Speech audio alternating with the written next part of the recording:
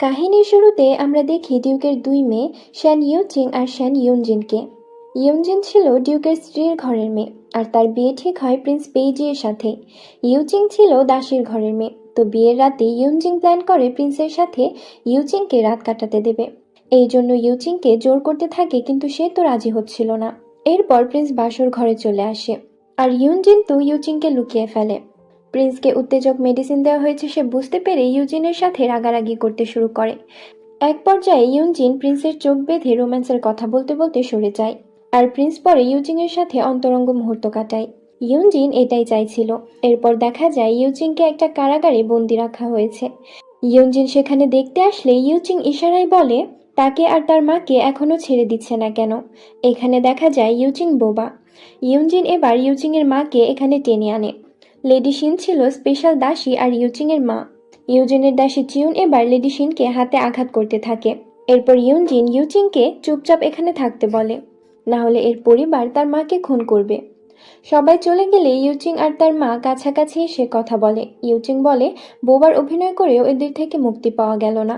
এই সময় ইউচিং এর বমি বমি পাচ্ছিল দেখে লেডি শিন তার নাড়ি চেক করে বলে সে তো প্রেগনেন্ট।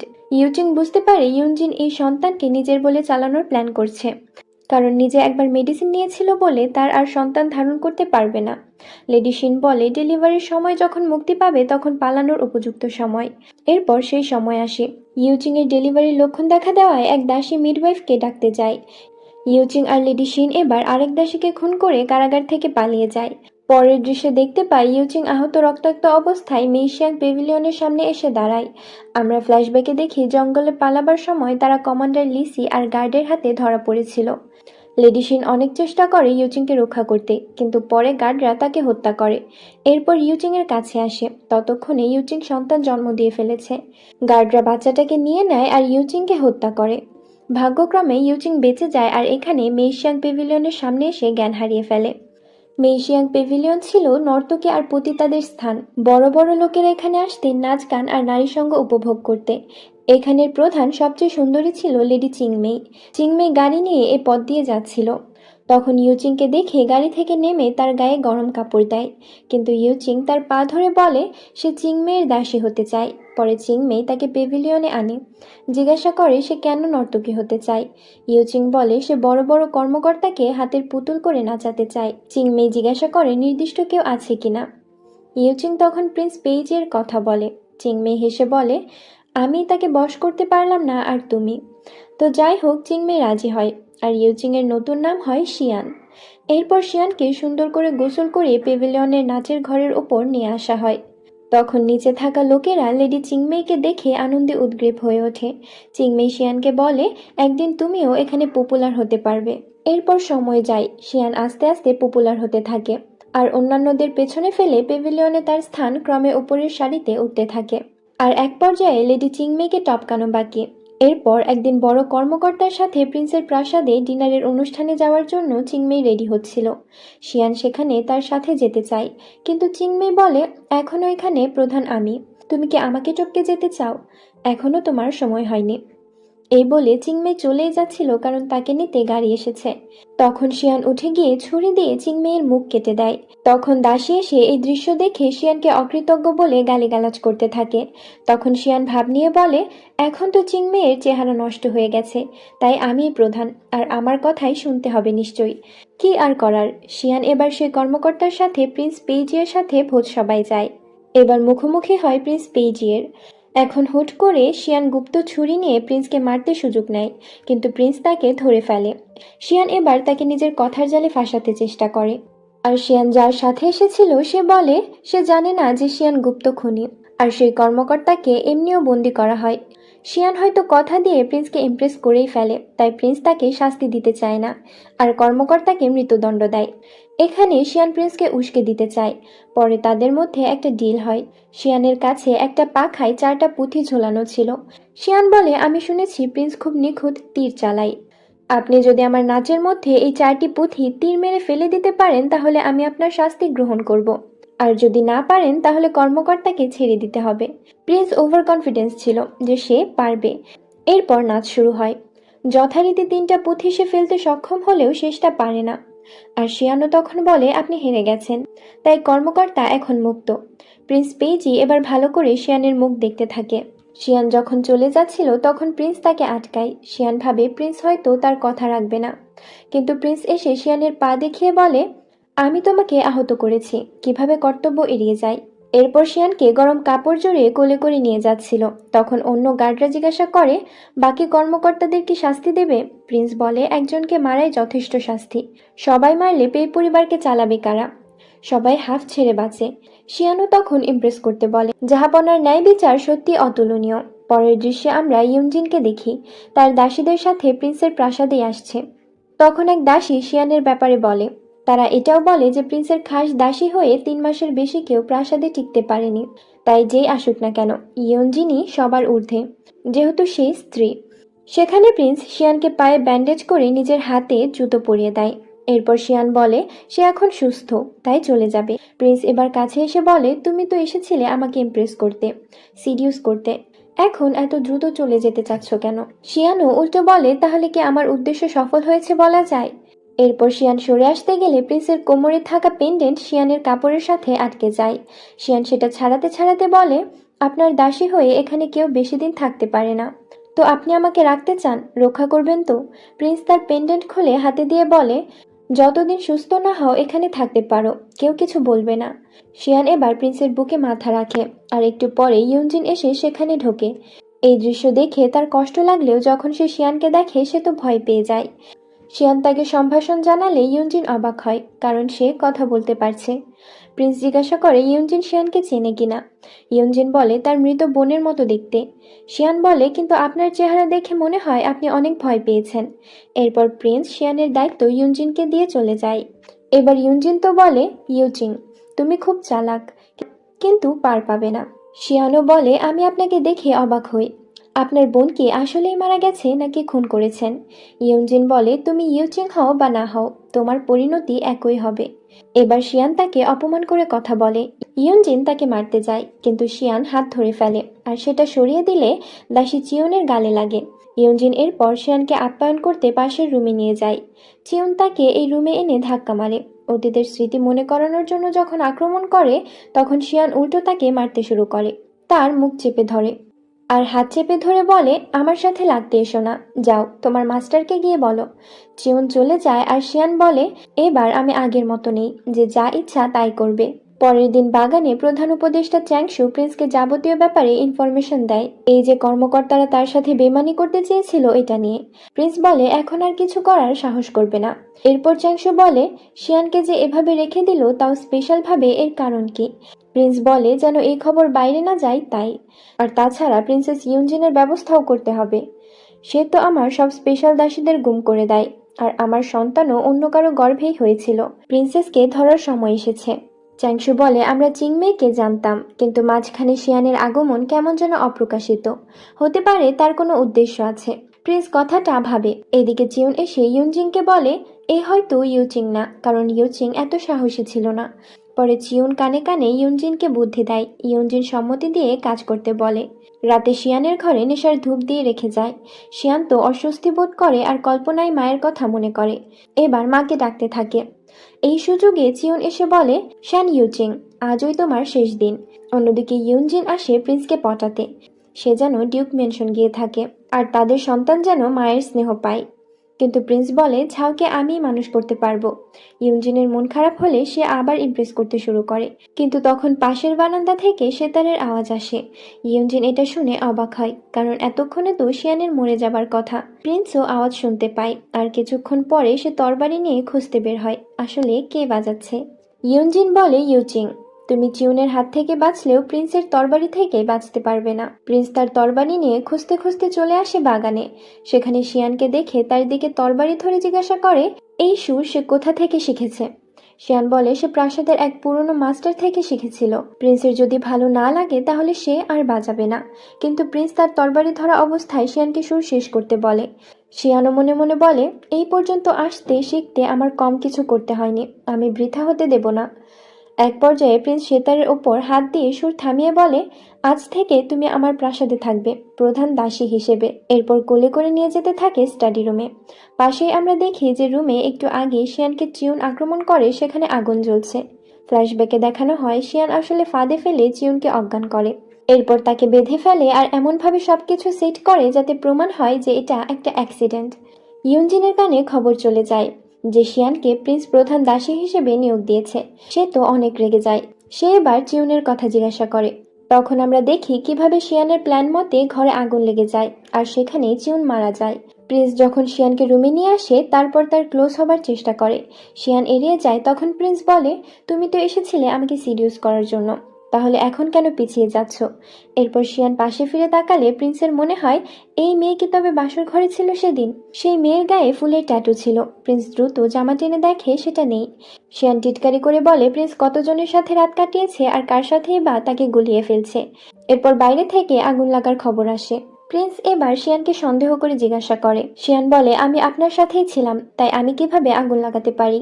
এরপর ইউনজিনের প্রাসাদ থেকে প্রিন্সকে ডেকে পাঠানো হয়।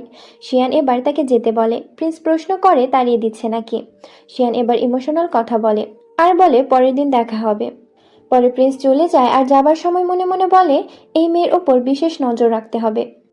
এরপর শিয়ান স্টাডিতে বসে একটা ছবির পেন্টিং পায় যেখানে ডিউক, তার স্ত্রী আর ইউনজিন ছিল। পাশেই একটা মেয়ে স্মোকিং করছিল। শিয়ান ছবিটা দেখে বলে, চিন্তা করো না মা, আমি এক এক করে সবাইকেই তোমার কাছে পাঠাবো। পরের দিন শিয়ান যখন ইউনজিনের সাথে দেখা করতে আসে তখন ইউনজিন বলে, কাল তুমি আমাকে আগুন উপহার দিয়েছিলে, আমিও আজ তোমার জন্য উপহার এনেছি। এরপর সেখানে আসে চিংমেই। তার মুখ ঢাকা ছিল। এখানে আসার পর মুখের কাপড় সরালে দেখা যায় গালে কাটা দাগ। শিয়ান রেগে গিয়ে বলে, তুমি কেন এখানে এসেছো? এটা তোমার জায়গা না। ইউনজিন বলে, কেন? তুমি কি ভয় পাচ্ছ? চিংমেই তোমার সত্য ফাঁস করে দেবে যে তুমি আসলেই শ্যান ইউচিং। শিয়ান এবার চিংমেইয়ের ওপর রাগারাগি করতে থাকে। ইউনজিন চিংমেইকে বলে আসল পরিচয় ফাঁস করতে। চিংমেই তখন বলে ওঠে, এই অকৃতজ্ঞ মেয়ে আসলে ইয়ে পরিবারের মেয়ে। ইয়ে শিয়ান, একে আমি উদ্ধার করে যত্ন করে মানুষ করে তৈরি করেছি। আজ সে আমার সাথে প্রতারণা করেছে। ইউনজিন তো রেগে আগুন। সে ভেবেছিল ইউচিং এর পরিচয় বের হবে আর সে আরো টর্চার করতে পারবে। কিন্তু এদিকে চিংমেই আর শিয়ানের মধ্যে মারামারি শুরু হয়। ইউনজিন এতে অতিষ্ঠ হয়ে চিংমেইকে গার্ড ডেকে বের করে দিতে বলে। শিয়ান তো ভাব নিয়ে বলে, প্রিন্সেস মহান, আমার জন্য উপযুক্ত বিচার আনলেন। এরপর ইউনজিন চলে যায়। চিংমেইকে যখন গার্ড নিয়ে চলে যায় তখন শিয়ানের চোখের কোণে পানি জমে। ফ্ল্যাশব্যাকে দেখানো হয় সেদিন রাতে শিয়ান যখন রিকোয়েস্ট করে প্রিন্সের সাথে দেখা করার এইটাই সুযোগ, তখন চিংমেই বলে, আমাকে পরাজিত না করে তুমি যেতে পারবে না, তাই আগে আমাকেই শেষ করতে হবে। চিংমেই নিজেই ছুরি নিয়ে নিজের মুখে মারে আর বলে, আমি তো তোমাকে উপকার করেছি, আমাকে মুক্তি দিতে এটুকু তো করতেই পারো। এবার সিন বর্তমানে আসলে আমরা দেখি চিংমেই পেছনে ফিরে মনে মনে বলে, আমার শিষ্য, আমি তোমার জন্য এটুকু করতে পারলাম, বাকিটা তুমি সামলে নিও। শিয়ানো বলে, তুমিও ভালো থেকো মাস্টার। এদিকে প্রিন্স তো চ্যাংশুয়ের থেকে খবর নেয় যে ইয়ে পরিবারের যুদ্ধের পর আর কোনো চিহ্ন পাওয়া যায়নি। এখনো কি শিয়ানকে এতটা কেয়ার করা দরকার? প্রিন্স বলে, একটা অনাথ মেয়ে আমার হুমকির কারণ হবে, এর থেকে তাকে মেরেই ফেলো। এরপরে দেখা যায় ইউনজিন আসে শিয়ানের সাথে দেখা করতে। শিয়ান জিজ্ঞাসা করে সে কেন আসছে। ইউনজিন বলে একটা ভোজসভায় নাকি দাওয়াত আছে, শিয়ান সাথে যাবে কিনা তাই।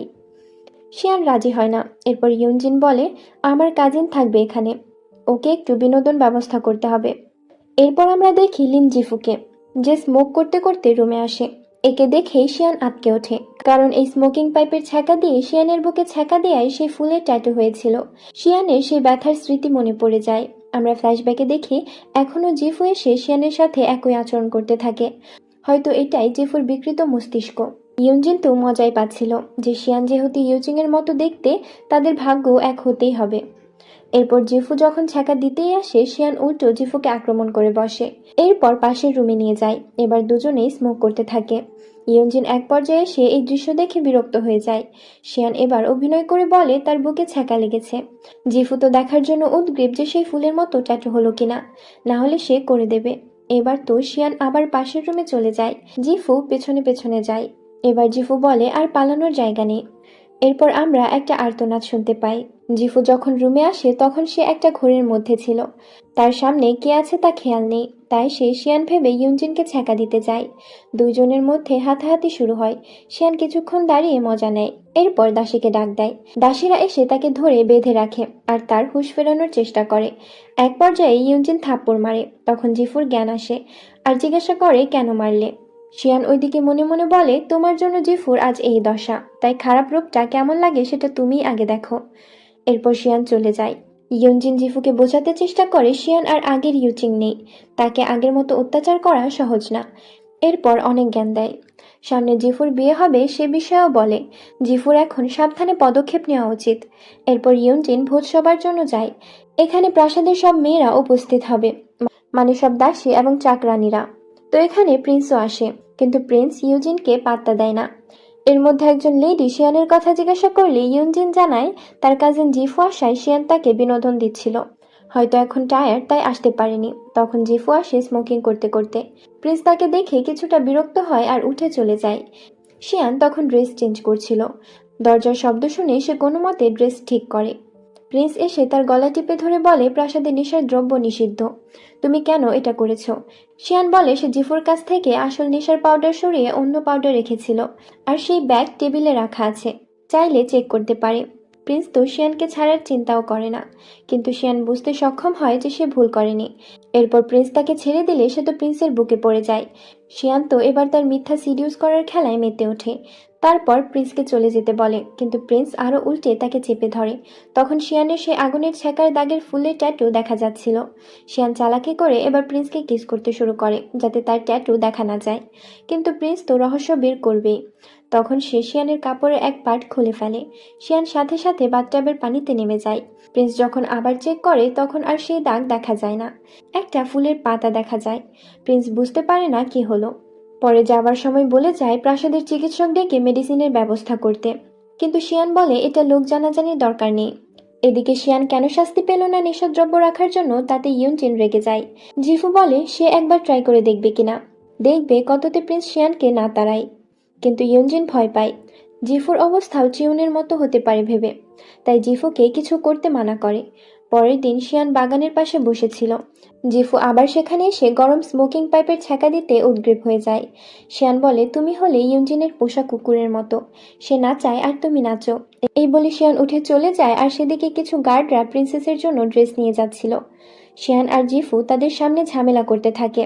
জিফু ঝামেলা করতে করতে শিয়ানকে মারতে যায় আর সে সরে যায়। জিফু সেই গার্ডদের থালার ওপর পড়ে যায় আর সব মাটিতে লুটিয়ে পড়ে। গার্ডরা বলে এটা প্রিন্সেসের পোশাক গয়না ছিল, সে জানলে আস্ত রাখবে না। শিয়ান এবার একটা ফিনিক্স পাখির ডিজাইনের ফুলের কাঁটা পায়, সেটা নিয়ে নিজে পড়তে যায়। গার্ড এবং জিফু দুজনেই নিষেধ করে। তখন শিয়ান সেটা জিফুর মাথায় পরিয়ে দিয়ে বলে এটা একমাত্র তোমার মাথায় মানায়। জিফুকে হয়তো শিয়ান এবার তার চালে নাচাতে চাইছে। শিয়ান যখন মাথায় চুলের কাটা গুজে দিয়ে এসব কথা বলে জিফু আঁতকে ওঠে। সে বলে তুমি এসব কি করে জানলে, তুমি কি তাহলে সত্যি ইউচিং। কথা শেষ করার আগে শিয়ান বলে এসব তো মনে হয় সবাই কম বেশি জানে, কিন্তু কেউ প্রকাশ করে না। এবার জিফুর ফ্ল্যাশব্যাক দেখানো হয়। এবার আমরা জানতে পারি জিফু আসলে সম্রাজ্ঞীর অবৈধ সন্তান ছিল। পরিচয় প্রকাশ করা যাবে না বলে তাকে কাজিন হিসেবে ইউনজিনের মা ম্যাডাম শু এর সাথে পাঠানো হয়েছিল। এসব স্মৃতি মনে পড়ায় আর শিয়ানের কথায় জিফু ইমোশনাল হয়ে পড়ে। এর মধ্যে ইউনজিন চলে আসে, মাথার চুলের কাঁটা কেড়ে নিয়ে বলে এসব তোমার পড়ার অধিকার নেই। শিয়ান অবশ্য চলে গেছে। ইউনজিন বলে শিয়ান তোমাকে ফাঁসাচ্ছে, তার হাতের পুতুল করে ফেলবে। জিফু তো এবার ইউনজিনের ওপর তেড়ে ওঠে, উল্টো পাল্টা কথা বলে। ইউনজিন এবার তাকে বোঝায় তার ভালোর জন্য সব করেছে, ভবিষ্যতে ভালো হবে। জিফু আর কি বা করার, বলে যায় সে শিয়ানের ব্যবস্থা নেবে। জিফু চলে গেলে ইউনজিন বলে অবৈধ সন্তান আবার নিজেকে প্রিন্সেস দাবি করে। রাতে জিফু তার দাসী শিয়াকে আগুনের ছ্যাঁকা দিতে থাকে। সাধারণত নেশাগ্রস্ত মানুষ এক ধরনের বিকৃত মস্তিষ্কের হয়। সে শিয়াকে টর্চার করতে থাকে। তখন শিয়ান আসে মদ নিয়ে। জিফু শিয়াকে চলে যেতে বলে। শিয়ান বলে আমি তো ভেবেছিলাম তুমি আমাকে একসাথে ড্রিঙ্কস করতে আহ্বান করেছো, যাতে আমাদের মধ্যে আর কোনো শত্রুতা না থাকে। এবার জিফু তো শিয়াকে নিচু করে অনেক কথা বলে। যেহেতু সে নর্তকী, সে এসব সম্ভ্রান্ত পরিবারের ব্যাপারে বুঝবে না। তো তখন শিয়ান কল্পনা করে কিভাবে জিফু তাকে আর তার মাকে অত্যাচার করত। জিফু বলতো ইউচিং এর মতো বোবা মেয়ে কেন মায়ের স্নেহ পাবে। তো শিয়ান বাস্তবে এসে বলে আমি আমার পরিবার হারিয়েছি, আমি তোমার দুঃখ কিছুটা হলেও বুঝতে পারি, কিন্তু যাদের বোঝার তারা না বুঝে তোমাকে বিয়ে দিয়ে সরিয়ে দিচ্ছে। শিয়ান আরো বলে, দেখো, আমি কোনো না কোনোভাবে প্রিন্সের ম্যানশনে প্রাচুর্য উপভোগ করতে পারবো, কিন্তু ব্যবসায়ী বিয়ে করে কি আর এত প্রাচুর্য আসবে? জিফু তো মনে মনে জ্বলতে থাকে। সে বলে, আমার বিয়ে ধনী ব্যবসায়ীর সাথে হবে। সে আর তার পরিবার আমাকে অনেক ভালোবাসবে, সম্মান দেবে। শিয়ান এরপর জিজ্ঞাসা করে, জিফু ছেলের সম্পর্কে কতটা জানে? আর নতুন বিয়ের আবেশ চলে গেলে কি আর ভালোবাসা থাকবে? কতটা গ্যারান্টি আছে এর? জিফু তো রাগে গজগজ করতে থাকে আর একেবারে অনেকখানি মদ পান করে ফেলে। তো এক পর্যায়ে জিফু রেগে গিয়ে সম্রাজ্ঞীর উপহার দেওয়া চুলের কাঁটা আগুনের মধ্যে ফেলে দেয় আর শিয়ানকে বলে এর মধ্যে থেকে খালি হাতে সেটা বের করতে হবে, না পারলে আজকেই শেষ দিন শিয়ানের। জিফু শিয়ানের হাত ধরে নিয়ে আগুনের মধ্যে দিতে চায়। এদিকে ইউনজিন প্রাসাদের বিশেষ পুরুষ দাস চাংয়ের সাথে একাকী সময় কাটাচ্ছে আর বলছে, যা আমার হবে না তা আর কারো হবে না। আশা করি আজ জিফু আমাকে হতাশ করবে না। চাংয়ে জিজ্ঞাসা করে সে কেন শিয়ানের পেছনে লেগে পড়েছে। ইয়ঞ্জিন বলে শিয়ানের চেহারা যে সহ্য করতে পারে না সে। এরপর দুজনে মিলে আসল খেলা দেখতে বের হয়। এদিকে শিয়ানের হাত ধরে যখন আগুনে টানছিল তখন এক ফাঁকে শিয়ান উল্টে জিফুর হাত ধরে আগুনে ধরতে যায়। এবার দুজনের মধ্যে ধস্তাধস্তি শুরু হয়। এক পর্যায়ে আগুনের পাত্র নিচে পড়ে যায়। শিয়ান আর অন্য এক দাসী এসে আগুন নেভায়। শিয়া জিফুর খেয়াল রাখতে চায়। শিয়ান এরপর পানির ভেতর থেকে চুলের কাঁটা তুলে দিয়ে বলে, এই নাও জিফু, আমি আমার কথা রেখেছি। জিফু তো আরো রাগ ঝাড়তে শুরু করে। এর মধ্যে ইয়ুনজিন আর চ্যাংয়ে চলে আসে। ইয়ুনজিন বলে, আমার কাজিনকে অবজ্ঞা অত্যাচার করার জন্য আর রাজকীয় সামগ্রী নষ্ট করার জন্য তাকে আঘাত করা হোক, যতক্ষণ না মারা যায় ততক্ষণ মারা হোক। ইয়ুনজিনের এমন কথা শুনে শিয়ান বিচলিত না হয়ে বলে, জিফু আগুনের ভেতর থেকে চুলের কাঁটা তুলতে গিয়েছিল, শিয়ান তাকে উদ্ধার করেছে। কিন্তু ইয়ুনজিন তো আজ কিছুই শুনবে না। শিয়ান এদিকে দেখে প্রিন্স আসছে, তাই প্ল্যান করে তার মুখোমুখি হতে। ইয়ুনজিন তো শিয়ানকে বন্দি করে চাবুক মারতে বলে। শিয়ান সেখান থেকে পালিয়ে যাওয়ার সময় প্রিন্সের সাথে ধাক্কা খায়। এবার প্রিন্সকে একটা কিছু বোঝাতে চেষ্টা করে। প্রিন্স পটানো শিয়ানের জন্য এত কঠিন না। এখানে সামনের দিনের অনুষ্ঠানের ব্যাপারে কথা হয়। তো এরপর প্রিন্স সবাইকে কড়া কথা বলে।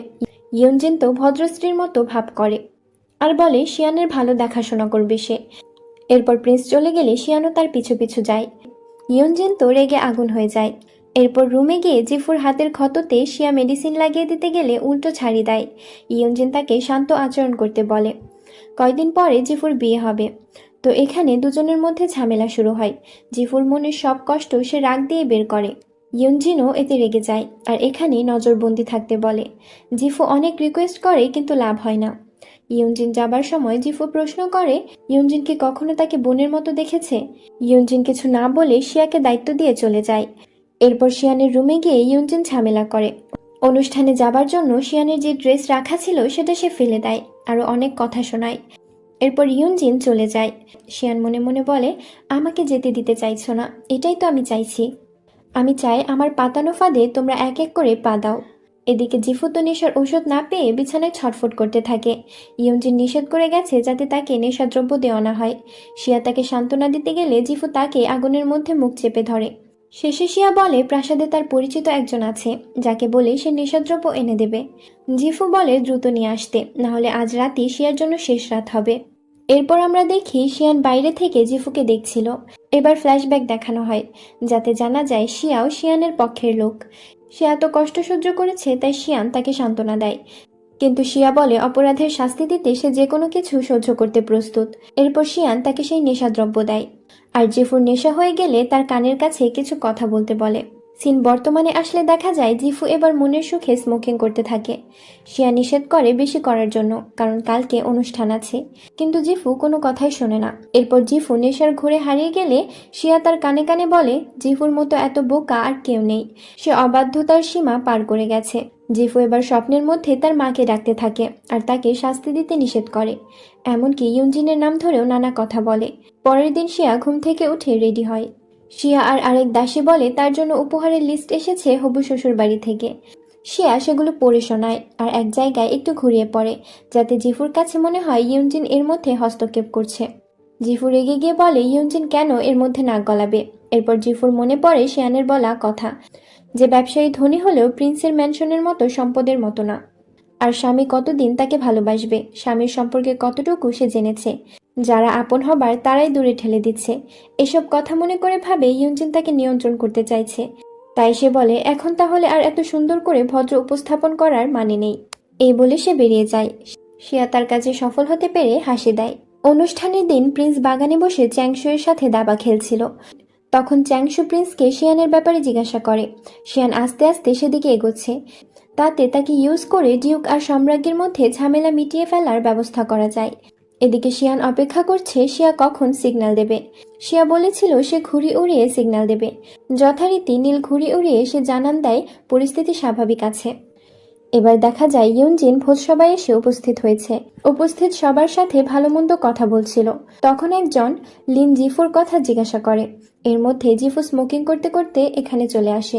ইউনজিন বিব্রত হয় আর তাকে গিয়ে জিজ্ঞাসা করে সে আজকেও কেন নেশা করেছে। জিফু নেশার ঘরে বলে এমন ভালো দিনেই তো নেশা করতে হয়।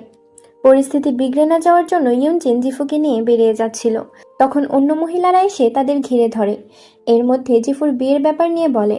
তারা ভালো কথাই বলে, কিন্তু নেশার হ্যালুসিনেশনে জিফুর কানে খারাপ কথা শোনা যায়। সে শুনে সবাই তাকে টিটকারি করছে। সে অবৈধ সন্তান, তার জন্য এত কিছু, ইত্যাদি ইত্যাদি। তাই সে এক পর্যায়ে চিৎকার করে সবাইকে চুপ করতে বলে। এরপর ইউনজিন তাকে থামতে বললে ইউনজিনকেও উল্টোপাল্টা বলতে শুরু করে। ইউনজিনের মাথার ফিনিক্সের চুলের কাটা খুলে নিয়ে নিজে পড়ে আর বলে সে প্রিন্সেস। এতে অবাক হওয়ার কি আছে, আরো অনেক কথা বলতে থাকে। ইউনজিন তখন দাসীদের বলে জিফুকে ধরে ঘরে নিয়ে যেতে। জিফু তখন আবার উপস্থিত মহিলাদের নিয়ে তাদের স্বামীদের নিয়ে উল্টোপাল্টা বলতে শুরু করে। সবাই তো অস্বস্তিতে পড়ে যায়। এবার তো ইউনজিন তাকে টেনে পাশের রুমে নিয়ে যায়। তারপর দরজা বন্ধ করে দেয়। অন্যদিকে আমরা শিয়ানকে দেখি। সে সেই ছবিটার ওপর নতুন করে পেইন্ট করছে, যেখানে জিফুর জায়গায় সে অন্য কিছু আঁকাচ্ছিল। তো এদিকে রুমে এসেও জিফুর পাগলামি শেষ হয় না। সে এবার ইউনজিনের দুর্বলতা নিয়ে বলতে শুরু করে। ইউনজিনকে প্রিন্স ভালোই বাসে না, আর প্রিন্সের সন্তান ছাও ইউচিংয়ের জন্ম দেওয়া। এসব কথা শুনে ইউনজিন রাগ আর আতঙ্কে জিফুকে গলা টিপে ধরে। জিফু তাও নিজেকে ছাড়িয়ে পাগলের মতো উল্টোপাল্টা কথা বলতে শুরু করে। এক পর্যায়ে ঝাউকে নিয়ে কথা বলায় ইউনজিন চুলের কাটা খুলে জিফুর গলায় আঘাত করে, আর এতে সে মারা যায়। শিয়ান ওদিকে তার পেইন্টিং শেষ করে। জিফুর ছবির ওপর সে একটা লাল ফুলের গাছ পেইন্ট করে, কিন্তু সেই গাছের ফুলগুলো সব মারা গেছে। জিফুকে মারার পর তো ইউনজিন আরও আতঙ্কে পড়ে যায়। চ্যাংয়ে সেই মুহূর্তে ঘরে ঢুকলে সে তার মা ম্যাডাম শুকে খবর দিতে বলে। শিয়া এসব দেখতে থাকে দূর থেকে আর ঘুড়ি উড়িয়ে শিয়ানকে সিগন্যাল দিচ্ছিল। শিয়ান তো পেইন্টিং শেষ করে তৃপ্তির হাসি দেয়। এবার তো প্রিন্সের কাছে খবর চলে আসে যে ইউনজিন অ্যাক্সিডেন্টলি জিফুকে খুন করেছে। প্রিন্স বলে এই খবর বাইরে যেন না ছড়ায়, ভেতরে ভেতরে ম্যানেজ করতে। এরপর প্রিন্স তার তরবারি নিয়ে উঠে প্রিন্সেসের রুমের দিকেই যাচ্ছিল। তখন বাগানের পাশে ব্রিজ পার হওয়ার সময় ব্রিজের সামনে শিয়ান এসে দাঁড়ায় আর বলে সে জিফুকে খুন করেছে। প্রিন্স তো কিছুটা অবাক হয়। শিয়ান তখন প্রিন্সের সামনে স্বীকার করে যে সে জিফুকে খুন করেছে। তখন দেখা যায় ওই দিক দিয়ে ম্যাডাম শু তার মেয়ের রুমের দিকেই যাচ্ছিল। শিয়ানকে দেখে দাঁড়িয়ে যায়। চ্যাংয়ে বলে এই হচ্ছে ইয়ে শিয়ান। শিয়ান মনে মনে বলে অনেকদিন পর দেখা হলো সৎমা। তো ম্যাডাম শু চলে যায়। প্রিন্স এদিকে শিয়ানের ওপর তরবারি ধরে। শিয়ান বলে আমি আরো আপনাকে উপকার করলাম, আপনি কি না আমাকে মারতে চাইছেন? আমাকে কাজে লাগিয়ে কিন্তু আপনি সম্রাজ্ঞী আর ডিউকের মধ্যে ঝামেলা মিটিয়ে নিতে পারেন। প্রিন্স বলে তুমি মনে হয় আমাকে ব্যবহার করে নিজের প্রতিশোধ নিতে চাও। শিয়ান বলে এতে লাভ কিন্তু দুপক্ষেরই হবে। এরপর শিয়ান প্রিন্সের কাছে চলে আসে। প্রিন্স তাড়াতাড়ি তরবারি নামিয়ে নেয়, যদিও খানিকটা কেটে রক্ত বের হচ্ছিল। শিয়ানকে প্রিন্স একটা সুযোগ দিতে চায়। অন্যদিকে ম্যাডাম শু এসে দেখে ইউনজিন একপাশে বসে কাঁদছে। ম্যাডাম শু লিসিকে বলে এমনভাবে করো যেন বোঝানো যায় শিয়ানের উস্কানিতে জিফু গলায় দড়ি দিয়ে আত্মহত্যা করেছে। লিসি গিয়ে একটা দড়ি দিয়ে জিফুর গলায় ভালো করে পেঁচিয়ে দেয়। ইউনজিন তার মায়ের হাত পা ধরে কান্না করার উপক্রম। তারপর বলে আমি দায়ী না, শিয়ান দায়ী। এরপর ম্যাডাম শু তো ইউনজিনকে অনেক কথা শোনায়। এরপর চ্যাংয়েকে বলে ইউনজিনকে ফ্রেশ করে আবার অনুষ্ঠানে নিয়ে যেতে। সবাই এদিকে অপেক্ষা করছে। কি হচ্ছে তা আসলেই কেউ বুঝতে পারছে না। নিজেদের মধ্যে নানা গল্প করছে। এর মধ্যে প্রিন্স এসে যায়। প্রিন্সকে দেখে তারা স্বাগত জানায়। সবাই ভাবে প্রিন্সের পেছনে প্রিন্সেস ইউনজিন, তাকেও স্বাগতম জানায়। কিন্তু পরে বেরিয়ে আসে শিয়ান। এদিকে রুমের ভেতর থেকে যখন ইউনজিন বের হতে যাবে, ম্যাডাম শু বলে আর বের হতে হবে না। দরজার ফাঁক দিয়ে প্রিন্স আর শিয়ানকে দেখে ইউনজিন রেগে যায়, অপমান বোধ করে। ম্যাডাম শু বলে তুমি বের হলে আর অপমান হবে। এরপর ম্যাডাম শু ইউনজিনকে শিক্ষা দিতে চায় আর লিসিকে বলে ইউনজিনের হাতে কাপড় দিতে। অন্যদিকে বাইরে প্রিন্স শিয়ানকে বলে, আজ যদি তুমি এখানে সম্ভ্রান্ত লেডিদের মতো মর্যাদা অর্জন করতে পারো তাহলে তোমার শাস্তি মাফ করে দেব। প্রিন্স আসন গ্রহণ করে শিয়ান এক এক করে উপস্থিত নারীদের সাথে কথা বলে। তার জ্ঞানমূলক কথায় আস্তে আস্তে সবাই ইমপ্রেস হয় আর তার সাথে ভালো বন্ধুত্বের সম্পর্ক গড়ে ওঠে। আর এদিকে ইউনজিনকে তো ম্যাডাম শু মেঝের রক্তের দাগ মোছার দায়িত্ব দেয়। ইউনজিন কাঁপা কাঁপা হাতে মেঝে ঘষতে থাকে। আর পাশেই পড়ে আছে জিফুর লাশ। ম্যাডাম শু তো বলেই যাচ্ছেন, একটা কাজও নিজে সামলাতে পারো না, এতদিন কি শিক্ষা দিয়েছি, তাহলে আমার সব শিক্ষাই বৃথা। ইউনজিন এক প্রকার কান্না করতে করতে মেঝেতে জোরে জোরে ঘষে রক্তের দাগ তোলার চেষ্টা করে। শিয়ান এদিকে অনুষ্ঠানে উপস্থিত সব মহিলাদের সাথে সখ্যতা গড়ে ফেলে। আর এখানে আমাদের আজকের এই পর্বটি শেষ হয়। কমেন্টে জানাবেন আপনাদের এই পর্বটি কেমন লেগেছে।